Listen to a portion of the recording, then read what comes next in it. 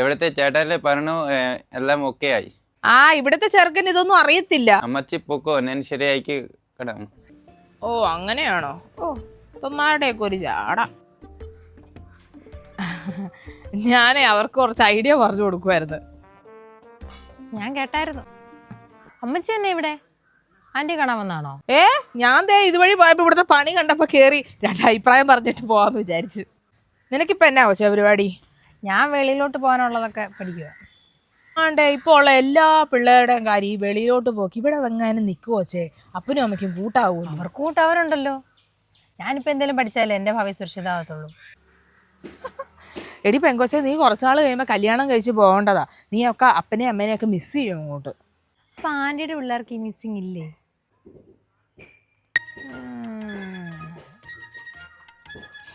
ഇത് വരുന്നും കാലേ പോലുള്ള പെണ്ണ.